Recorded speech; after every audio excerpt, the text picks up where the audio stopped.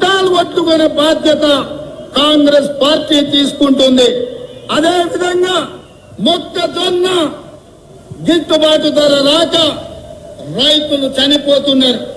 ఇవాళ కనీస మద్దతు ధర 1870 రూపాయలు ఉంది. కాంగ్రెస్ అధికారంలోకి వచ్చి 2200 రూపాయలకు మొక్కజొన్న కొనుగోలు చేస్తుంది.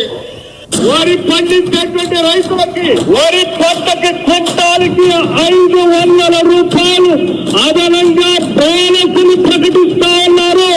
మినిమం సపోర్ట్ ప్రైస్ కాకుండా అదనంగా 500 రూపాయల క్వింటాల్కి ప్రకటిస్తా ఉన్నారు. మీరే చూశారు, భట్టి గారు ఎంత మంచిగా చెప్పారు.